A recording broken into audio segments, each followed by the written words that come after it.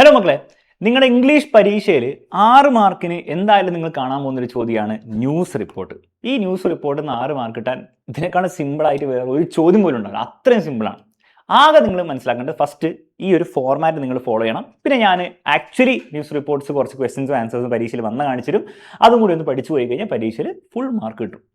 First format വളരെ സിമ്പിളാണ്. ഒരു സിമ്പിൾ ടൈറ്റിൽ കൊടുക്കുക. എങ്ങനെയാണ് കൊടുക്കുന്നത് എല്ലാവരും നമുക്ക് ക്വസ്റ്റ്യൻ ചെയ്യുമ്പോൾ മനസ്സിലാവും. Place, date. ഇപ്പോൾ കൊച്ചിയാണ്, കൊച്ചി, ഡേറ്റ് കൊടുക്കുക. ഡേറ്റ് കൊടുത്തില്ലെങ്കിലും കുഴപ്പമില്ല, പ്ലേസ് എന്തായാലും കൊടുക്കണം. ഒരു കുത്തുകുത്തിടുക. ഫസ്റ്റ് സെന്റൻസിൽ എന്താണ് main fact in one sentence, എന്താണ് സംഭവിച്ചത്, എവിടെയാണ് സംഭവിച്ചത് എന്നുള്ള ഒരു ഒറ്റ സെന്റൻസിൽ കൊടുക്കുക. അതിനുശേഷം അതിൻ്റെ ഡീറ്റെയിൽസും കാര്യങ്ങളും പറയുക. എന്ത് സംഭവിച്ചു, എന്ത് ആക്ഷനാണ് എടുത്തത്, ആൾക്കാരുടെ റിയാക്ഷൻ എന്തായിരുന്നു എന്നൊക്കെ പറയാം. അവിടെ വന്ന ഒരാളുടെ വലിയ കോട്ട് കൂടി ഇൻവെന്റ് ചെയ്യാൻ പറ്റുകയാണ്, ഉണ്ടാക്കാൻ പറ്റുകയാണ്, ഉണ്ടാക്കുക. ലാസ്റ്റ് വൺ സെന്റൻസ് ആണ് വാട്ട് വിൽ ഹാപ്പൻ നെക്സ്റ്റ്, ഇനി എന്തായിരിക്കും സംഭവിക്കാമെന്ന് എഴുതി വെക്കാം. ഇത്രയും കാര്യമുള്ളൂ. ഒരു ആക്ച്വൽ ക്വസ്റ്റ്യൻ നമുക്ക് നോക്കാം. വേണ്ട ക്വസ്റ്റ്യൻ നിങ്ങൾ വീഡിയോ പോസ്റ്റ് ചെയ്ത് വായിക്കുക. Singapore flag container ship MV Van High, ഒരു പേരൊക്കെ പറഞ്ഞിട്ട്, carrying some hazardous materials caught fire off the coast of Kerala. അതിന് തീ പിടിച്ചു. This incident caught nationwide attention and was widely reported in the newspapers. Right the likely news report എന്ന് പറഞ്ഞിട്ട് കുറേ hints കൊടുത്തിട്ടുണ്ട്. ഹിൻസ് കൊടുത്തിട്ട് maximum അത് include ചെയ്യുക. അപ്പോൾ ഡീറ്റെയിൽസിൻ്റെ കാര്യം നിങ്ങൾ പേടിക്കേണ്ട ആവശ്യമില്ല, അതിൽ നിന്ന് തന്നെ കിട്ടും. അപ്പോൾ ഇതെങ്ങനെ എഴുതുക?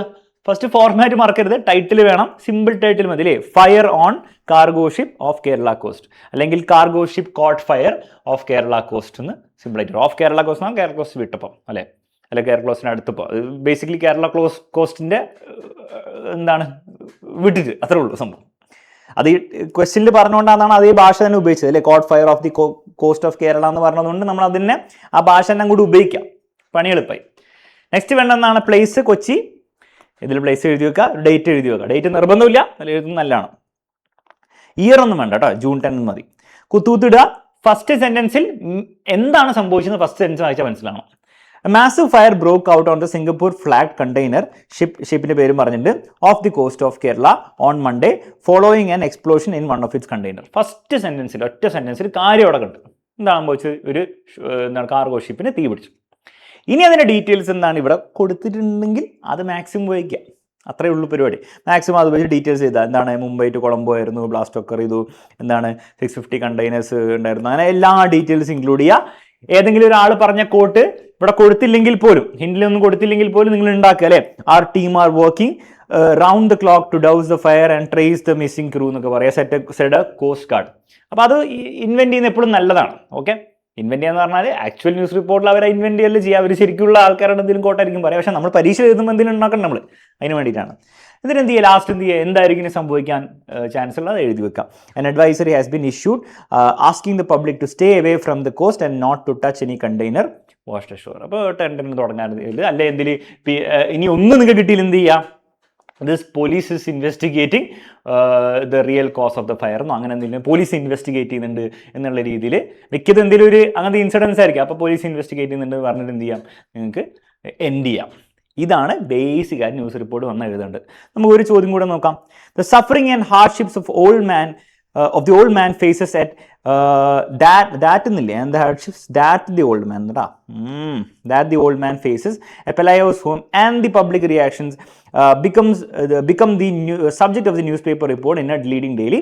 Prepare the likely news report. But hint ഒന്നും കൊടുത്തില്ല, കാരണം എന്താണ്? ഒബ്വിയസ്ലി നമുക്ക് അറിയുന്ന ചാപ്റ്ററാണ്, നമുക്ക് അറിയുന്ന കഥയാണ്. അപ്പോൾ ഓൾഡ് മാൻ്റെ സഫറിങ്ങിനെ പറ്റിയിട്ടും നിങ്ങൾ ന്യൂസ് റിപ്പോർട്ട് എഴുതണം. എന്ത് ചെയ്യണം? ഫസ്റ്റ് എന്ത് വേണം? ടൈറ്റിൽ വേണം അല്ലേ? അപ്പോൾ സിമ്പിൾ ടൈറ്റിൽ കൊടുക്കാം.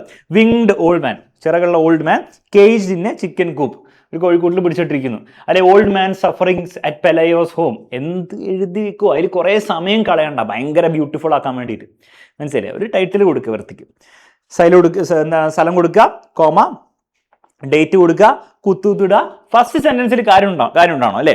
A very old man with enormous wings believed by the villagers to be an angel is being kept locked in a chicken coop in the house of a poor couple Pelayo and Elisenda. First സെന്റൻസിൽ കാര്യമുണ്ട്. ഇനി നിങ്ങൾ ആ chapter നിങ്ങൾക്ക് ഓർമ്മയുള്ള maximum details പറയാം അല്ലേ?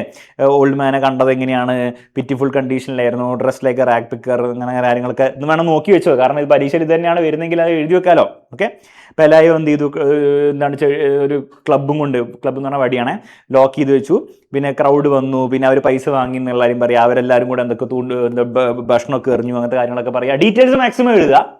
ഇടയിൽ ഒരാളുടെ കോട്ട് വേണേൽ പറയാം, ഇത് 1 person from the crowd said that എന്ന് പറഞ്ഞിട്ട് ദ ഓൾഡ് മാൻ എന്താണ് എന്തെങ്കിലുമൊക്കെ പറയാം, ഓൾഡ് മാൻ ലുക്സ് ലൈക്ക് എന്താണ് ഏഞ്ചൽ എന്നോ അല്ല എന്ത് വേണമെങ്കിൽ പറയാം, എന്തെങ്കിലും ഒരു കോട്ട് അങ്ങോട്ട് ഉണ്ടാക്കുക. ഓക്കെ, ആ ഡയലോഗും കൂടി ഇടുക.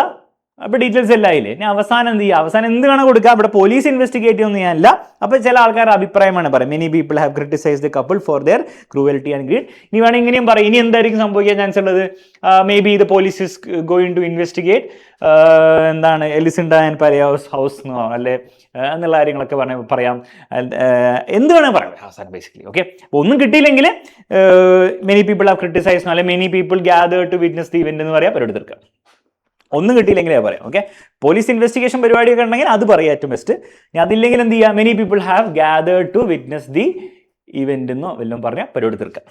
ഒന്നും കിട്ടിയില്ലെങ്കിൽ ഞാൻ പറയുന്നത്, അതിന് കിട്ടുന്നുണ്ടെങ്കിൽ നിങ്ങൾ എന്ത് ചെയ്യുക, അപ്രോപ്രിയേറ്റ് ആയിട്ട് ഉപയോഗിക്കുക. കിട്ടിയില്ലെങ്കിൽ വെറുതെ ഇങ്ങനെ കുത്തിയിരിക്കരുത്, സമയം കളയരുത് ബേസിക്കലി പരീക്ഷയിൽ. ഓക്കെ, അപ്പോൾ പരീക്ഷയിൽ ഇനി വരാൻ ചാൻസ് ഉള്ള ന്യൂസ് റിപ്പോർട്ട് ഞാൻ നോട്ട്സിൽ കൊടുത്തിട്ടുണ്ട്. ഒന്ന് ജസ്റ്റ് എന്ത് ചെയ്യുക, ഒന്ന് വായിക്കുക ക്വസ്റ്റ്യൻ, അതിന് ആൻസർ ബൈ ഹാർട്ട് പഠിക്കേണ്ട ആവശ്യമൊന്നുമില്ല, കാരണം പരീക്ഷയിൽ ന്യൂസ് റിപ്പോർട്ട് ഇങ്ങനെ റിപ്പീറ്റഡ് ആയിട്ട് വരില്ല. എന്നാലും സെയിം ചാപ്റ്റർ എന്നൊക്കെ ആണെങ്കിൽ നിങ്ങൾ ഈ ന്യൂസ് റിപ്പോർട്ട് എൻ്റെ ഇതിൽ ഉള്ള ന്യൂസ് റിപ്പോർട്ടും കൂടി ഒന്ന് വായിച്ച് പോയി കഴിഞ്ഞാൽ പരീക്ഷയിൽ എക്സ്ട്രീംലി യൂസ്ഫുൾ ആയിരിക്കും. അപ്പോൾ അതൊന്ന് നിങ്ങൾ ചെയ്യുക. സിമ്പിളാണ്, ഈ ഫോർമാറ്റ് അങ്ങോട്ട് ഫോളോ ചെയ്യുക, ഫുൾ മാർക്ക് കിട്ടിക്കോളും, ഒരു ബുദ്ധിമുട്ടുണ്ടാകുന്നില്ല. അപ്പോൾ എല്ലാവർക്കും once again all the best. ഈ വീഡിയോ യൂസ്ഫുൾ ആണെങ്കിൽ എല്ലാ ഫ്രണ്ട്സിനും ഒന്ന് ഷെയർ ചെയ്ത് കേട്ടോ.